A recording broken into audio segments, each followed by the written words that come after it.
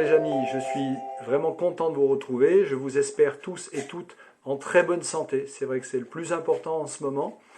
Et je vous espère aussi avec un esprit clair et joyeux, comme j'avais eu l'occasion de vous le partager la semaine dernière. Je voudrais dédier cette vidéo particulièrement à mon frère Fred. C'est vrai que souvent, on est connecté par la pensée, on pense les mêmes choses au même moment. Et la semaine dernière, Fred vous a fait une édification dans la pensée du soir sur la peur. J'avais à cœur aussi de parler de ce sujet-là. Cette semaine, il a parlé d'un deuxième élément qui était la patience. Et il se trouve que c'était le thème que je voulais également traiter. Et donc ce que je vais faire, Fred, déjà, je te fais un bisou. Même si on ne se voit pas, on est par la pensée et la prière ensemble. Et je voudrais aborder le sujet de la patience autrement, par Ecclésiaste. Vous connaissez certainement ce livre, je vais prendre le chapitre 3, je vais lire les 4 premiers versets.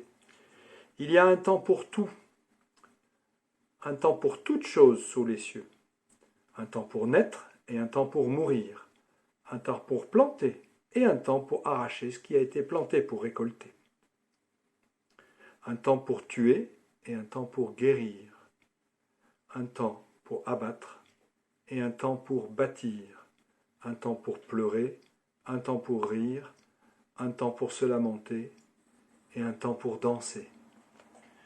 Bien voilà les 4 premiers versets, bien sûr ça continue, je vous invite à le lire, c'est le chapitre 3 du livre de l'Ecclésiaste.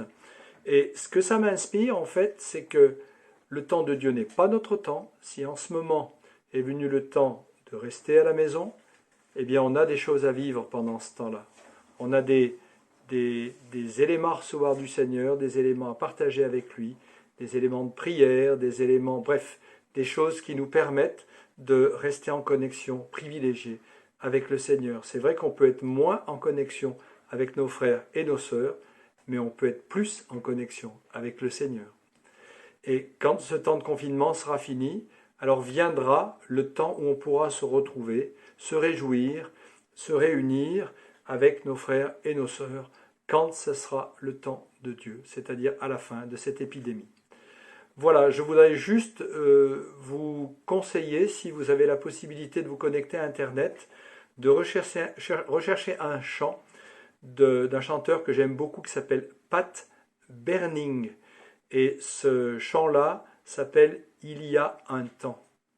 Et c'est exactement les versets qu'on vient de partager ensemble. Alors, que Dieu vous bénisse vraiment abondamment. Restez chez vous, prenez soin de votre santé, prenez soin des gens qui sont avec vous, votre famille, et restez connectés à notre Dieu.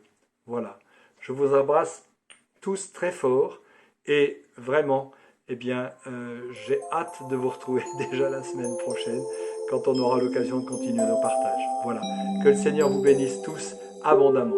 À bientôt, au revoir.